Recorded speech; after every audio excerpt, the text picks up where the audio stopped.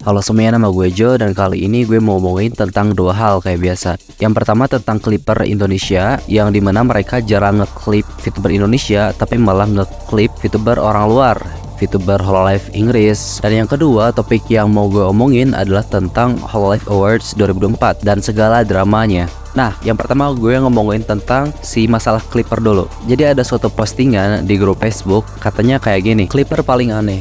Di kalau Holo ID lebih butuh banyak lagi Clipper untuk menaikkan algoritma Holo ID, dan semakin banyak yang nonton, ini dia malah jadi penyepong Inggris. Belum lagi subtitlenya juga sama pakai bahasa Inggris. Sangat disayangkan dan semoga cepat sadar serta mengganti channelnya jadi Clipper Holo ID kembali, terutama Clipper Zeta seperti dahulu. Terus emot sedih, bukan emot sedih, sorry, emot kecewa. Postingan ini reverse ke Clipper Indonesia namanya Bruh CH. Jadi dia itu dulunya Clipper Holo ID kayak si Zeta atau teman-teman segenerasinya. Tapi belakangan ini dia malah ngeklip member luar Inggris kayak si Raura, member-member yang baru lah. Dan orang-orang kayak, lu kenapa nge-clipper orang ini, lu gak kayak dulu lagi, lu pengkhianat. Intinya kayak gitu.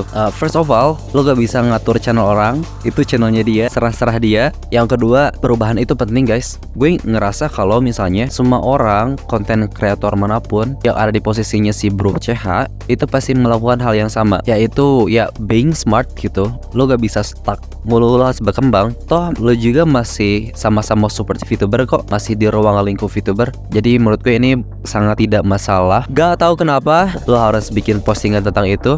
Memang Jack the Ripper is built different. Kalau Yesus itu menanggung dosa-dosa kita katanya. Kalau Jack the Ripper itu menanggung else kita gitu, menanggung semua kecringean manusia. Jadi gitulah. Jadi kalau punya channel apapun, do whatever you like.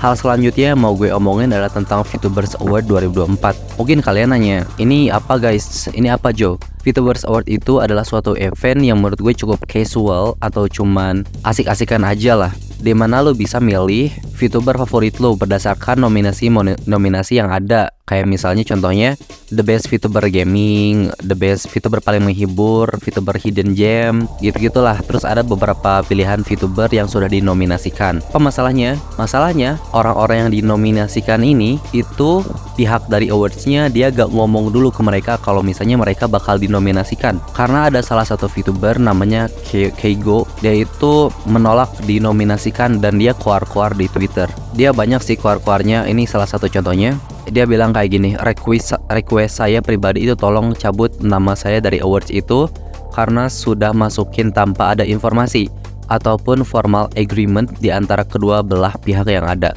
Terima kasih. Terus dia balas lagi tweet-tweetan yang dia bikin sendiri. Jujur, saya tahu ini sendiri pun dari voters yang emang nge-DM atau seliweran di timeline Twitter. I don't think this is proper aja sih. Walaupun hanya untuk senang-senang doang, karena udah menginclude orang yang tidak ingin diinclude. Dan good luck buat kontestan yang lain. Postingan ini gue dapat di Facebook, di grup Facebook, karena ada si Matt Wellington. Terus dia bilang ke postingan ini kayak, iya bang, iya astaga, tapi back into the root of the problem. Yang jadi masalah itu orang-orang award, mereka gak ngomong dulu ke nomininya kalau dia mau dinominasikan gitu basically. Mungkin ada beberapa ya dari kalian yang ngomong kayak gini, lah bang itu kan cuman seru-seruan aja, itu cuman event yang casual buat seru-seruan. Tapi kalau kita lihat dari orang yang aware terhadap event ini lumayan banyak ya guys, itu 300 ribuan yang aware terhadap event ini. Dan kalaupun cuman 10% dari mereka yang ngevote, itu 30 ribu voters. Jadi meskipun casual, menurut gue dengan cloud sebanyak itu, lo harus menanggapi event ini dengan serius. Jelas banget lo harus ngomong dulu ke nomini lo, harus ada suatu kesepakatan bersama kalau dia itu bakal dinominasikan di awards tersebut. Dan alasan lain kenapa sih Keigo keluar-keluar di Twitter, kan orang pada bilang, bang kenapa lo gak DM aja, kenapa lo harus keluar-keluar di Twitter, apa lo caper, apa lo butuh validasi orang lain dan lain-lain. Akunnya gak bisa di DM guys, di Twitter itu gak bisa di DM akun si awards ini. Dia mau gak mau harus keluar-keluar di Twitter. Sebenarnya hal ini lumayan kontroversi sih, orang-orang ke-split jadi dua, antara setuju sama si Keigo ini dan ada yang benci sama si Keigo ini. Yang setuju itu tentang consent yang tadi yang gue omongin. Karena ya betul, orang-orang harus punya consent sebelum melakukan apapun, apalagi di Indonesia dimana consent itu sangat kecil gitu, kesadaran tentang consent ini. Dan untuk orang yang benci terhadap si Keigo ini, jujur aja gue gak mau munafik di video ini, gue sama sekali ngerti sama kalian guys. Gue relatable sama kalian karena gue yakin kalau kita lihat dari perspektif yang lebih besar, dari kacamata yang lebih luas, panitia awards ini gak ada ill intention sama sekali buat ngemasukin namanya dia ke awards ini. Gak ada ill intention, itu gak ada niat buruk sama sekali menurut gue ya. Bahkan impact yang terjadi kalau lu dinominasikan adalah orang-orang bakal lebih tahu channel lu. Itu kenapa orang pada benci sama si Keigo kan. Udah dibantu terus lu sok-sok nolak, anjing, lu pikir lu siapa gitu. Lu itu NPC acting kayak main karakter gitu bahasanya. Lu itu punya suatu kesempatan dimana orang-orang gak bisa dapetin itu gitu. Bahkan VTuber lain ada yang sampai nangis anjir dimasukin ke nominasi. Bukan nangis karena sedih, tapi nangis karena bahagia. Ini contohnya, si Elula ngomong, aku nangis. In my 4 years as a VTuber, ini pertama kalinya aku ngerasa kalau aku bisa senang sama semua kerja keras aku selama ini. Aku yang selalu minder karena kontenku semuanya cuma main game aja.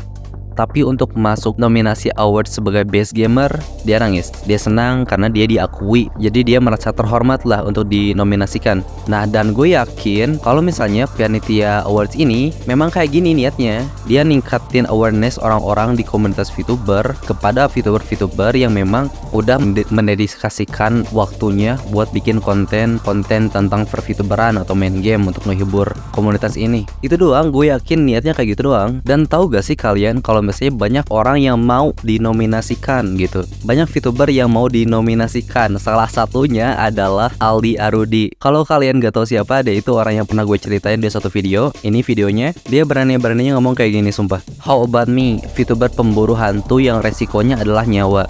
Terus dia ngeliatin screenshotan komentarnya dia yang ditolak sama komunitas. Aku VTuber yang berani terjun di lapangan. Resikonya lebih besar karena di perjalanan bisa aja aku mati di begal, di TKP ada psikopat, apalagi ketemu pembunuhan. Berani nge-face reveal karena mau buat hal unik di ranah VTuber. Karena yang lain kan nutupin segalanya. Aku gak beridealis peraturan VTuber yang kudu ini, kudu itu. Ini adalah hal terbodoh yang gue baca seminggu terakhir ini guys. Ayo kita bedah beberapa pernyataan di omongannya tadi. Yang pertama, gak ada yang maksa lo buat bikin konten yang mempertaruhkan nyawa.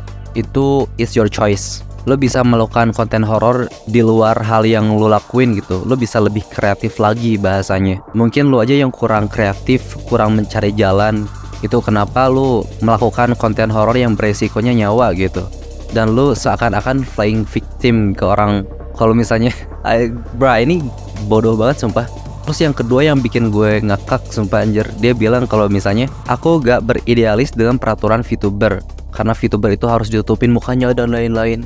Bro, namanya VTuber anjir. Tahu gak VTuber itu apa guys? VTuber itu singkatan dari virtual YouTuber, artinya virtual. Jadi kalau lo face reveal, itu lo bukan VTuber, itu namanya lo YouTuber biasa. Terus ada orang-orang yang mikir kayak, kan ada VTuber hybrid dimana dia face reveal, dimana dia tidak face reveal. Tai, itu namanya tai. Itu konsep yang paling sampah yang pernah ada di per-VTuberan, VTuber hybrid. Itu tuh kayak lu pakai masker pas lagi COVID, terus lu bolongin maskernya karena pakai masker susah napas, terus lu bolongin biar gampang napasnya. Nah, seperti itulah VTuber hybrid. Supaya nih goblok banget, caper banget, playing victim. Tapi ya udahlah ya. Balik lagi ke si Keigo.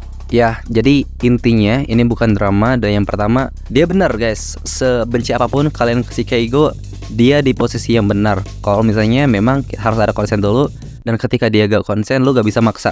That's it. Consent is real. Jangan caper, jangan playing victim. Bye guys.